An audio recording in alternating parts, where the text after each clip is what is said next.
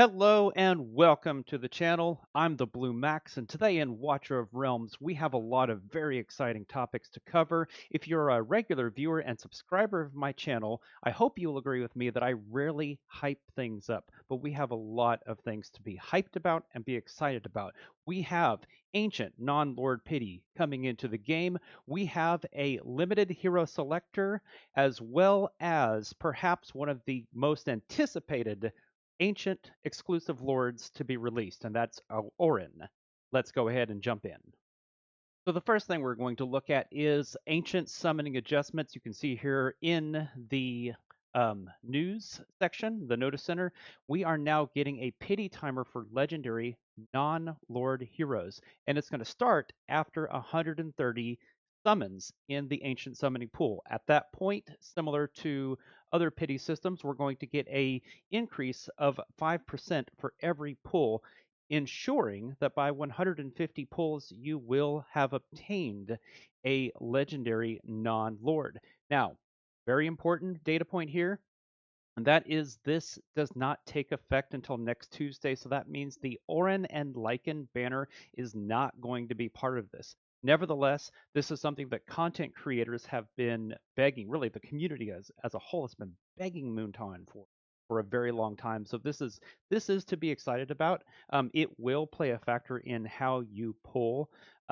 Basically, I don't think this means that you skip the Oren banner in the hopes of holding on to that pity. I think it means that if and when you get a legendary Lord banner, and hopefully it is Orin, then it's time to stop.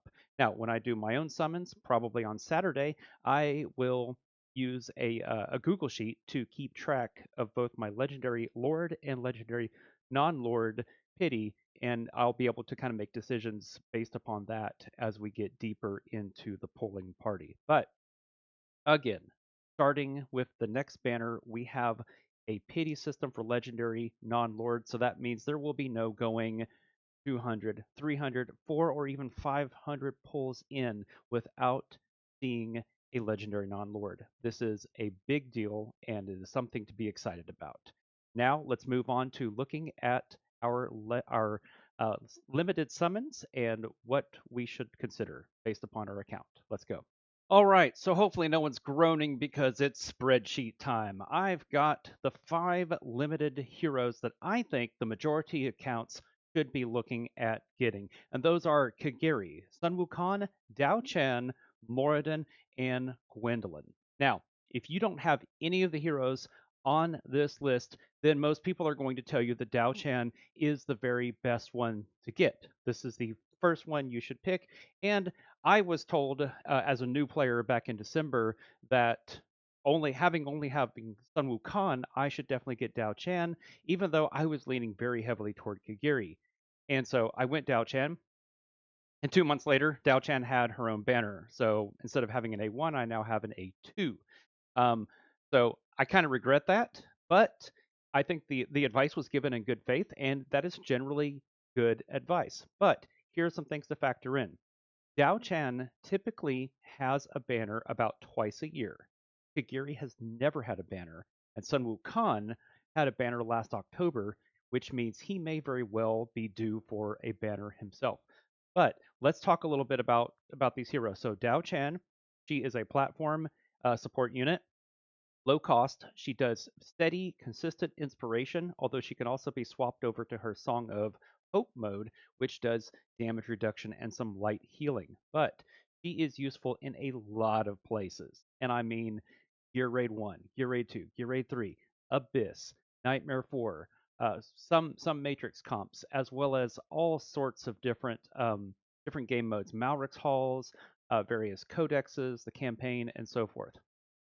Whereas Sun Wukong and Kagiri are primarily used in a few places: Nightmare 4, Abyss, and Apocalypse. But they are absolutely some of the very best damage dealers in the game. And especially with Kagiri having debuffs, or rather offensive dispels, that is going to be a real key to getting those high chests, especially in Abyss. You can pull off an APOC 2 full chest without Kigiri or Sun Wukong, but they are going to be absolutely essential for Abyss. So you definitely want to consider picking them up. I'm going to make a case that Kigiri has never had a banner rerun.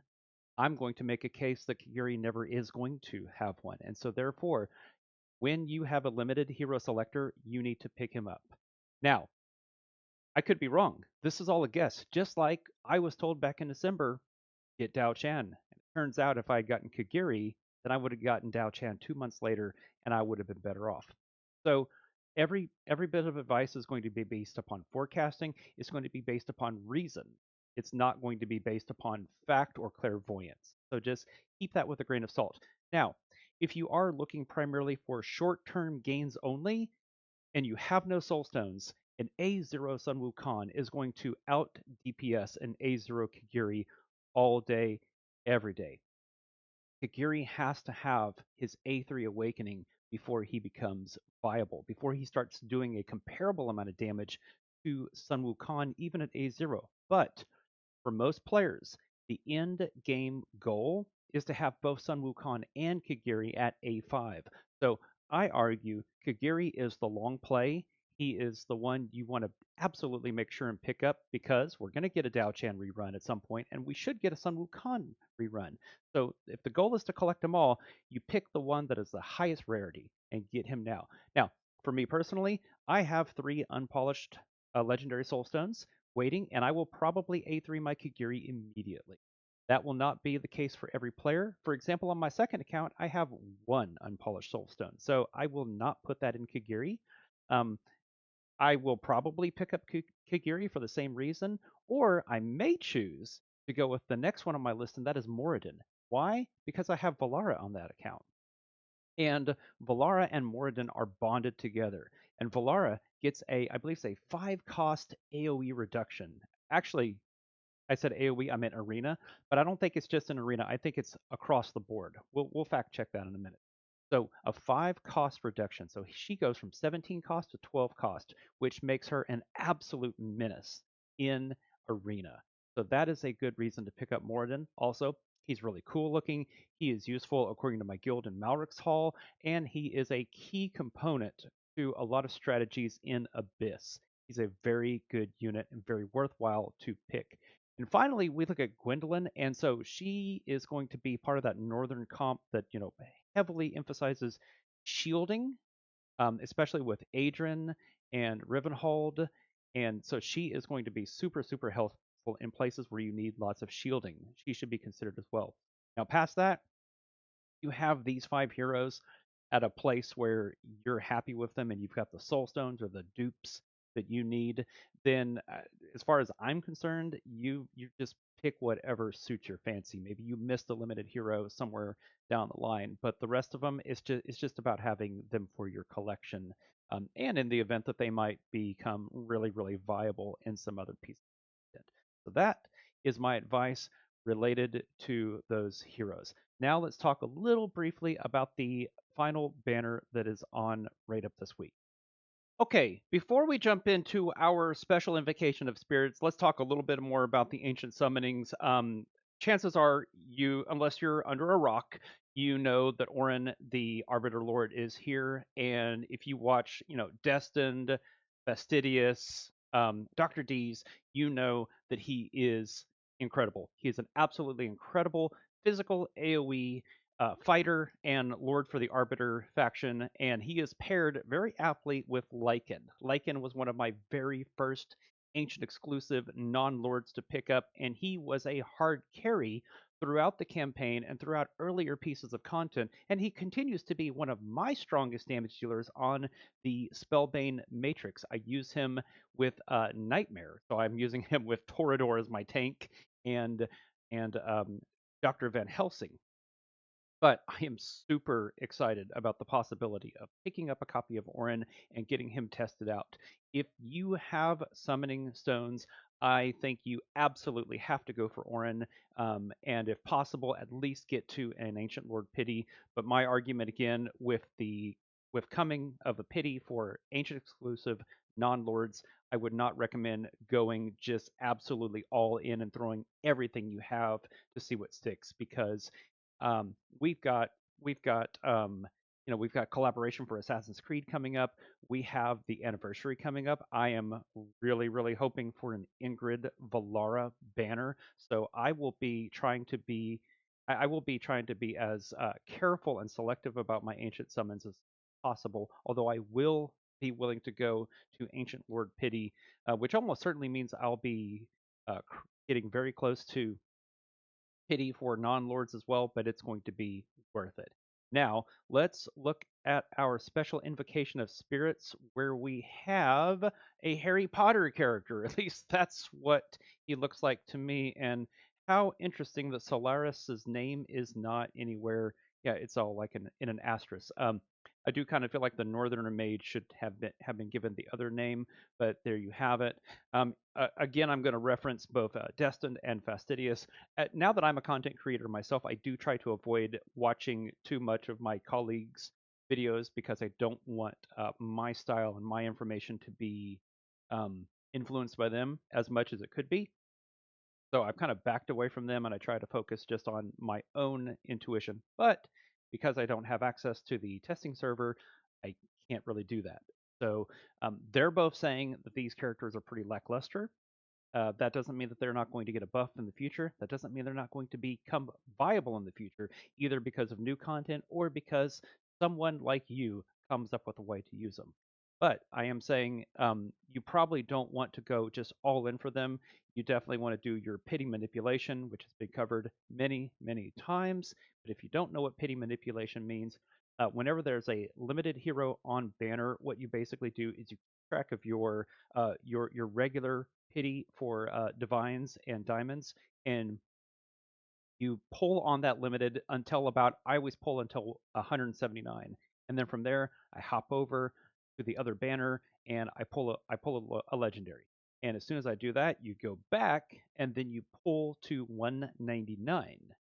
And then you choose, okay, I'm either going to go back and I'm going to try to get another hero on the banner. Because say if you pulled off banner, then you know you have an 80% chance on the second pull to get a banner hero. Now, in this case, I'm probably not going to go past the initial banner. I'm not going to pity manipulate any further. The other one is Janus Grismore. And I've got to say, sounds an awful lot like Jaina Proudmoore to me. So I feel like this was a bit of a play on very popular and beloved character from the Warcraft 3 and World of Warcraft units. Shout out if you can see right there, I'm wearing my World of Warcraft Windbreaker Alliance all the way, baby. So apparently she is pretty iffy as well, although she does do a lot of debuffs across the map. So maybe she's viable with all of the increase in the Infernal comp. I will say, we know that we have another Infernal Lord coming at some point down the path, and so she may turn out to be extremely viable in that circumstance. We shall see. But that is my take. So let's kind of summarize the entire video one more time before we leave, and that is we are getting Ancient Non-Lord Pity. It's going to start at 130, and it's going to increase by 5% for every pull until you either get a get a red or you hit 150. Next, on the limited lord section, not limited lord, but on the limited hero selector, Dao Chan is a safe choice, but if you want to play things a little bit more for the long haul, pick up Kagiri with the expectation that there will be a Dao Chan and a Sun Wukong banner down the road. If you have those three and you're content with their awakenings, or you have the soul stones to work with it, then consider picking up Moradin, especially if you have Valara, since that increases or rather decreases Valara's cost from 17 to 12, making her an even greater menace, especially in Arena. And then consider Gwendolyn for her shielding in the Northern Comp, and past that, as far as I'm concerned, it's a free for all. Okay, you definitely have to pull for the Oren Banner if you have Ancients, and I do. Let's here, I'll do a little flex here. I have not been purchasing any of these, but I am at a whopping Why did I just go completely blank? There they are. Went completely blank on where they were. Yeah, I have 145, and I pulled all the way to 90 to get a copy of Ribbon Hauled, and I got my pity for Count Dracula. But past that, I have not been purchasing it. This has just been playing the game. It's just absolutely incredible just how many of these ancient summoning crystals you get by just playing the game. Okay, what I was saying before I got sidetracked, you have to pull for Orin, but if you get Orin early or even at Lord Pity, consider stopping because at that point you're not guaranteed to get another copy. And you want to hold those ancient summoning crystals because as of Tuesday, we've got that ancient non Lord Pity, and we are crossing our fingers for a Valara banner for the anniversary, and that's coming up in less than a month. And finally, with our Solaris and Janus um, invocation, these characters are kind of mid, but you never know. They might be good. I would definitely consider pity manipulation to at least have a chance to pick up one of them. So that is the video. Hope this video has been informative. Thanks for watching. Bye for now.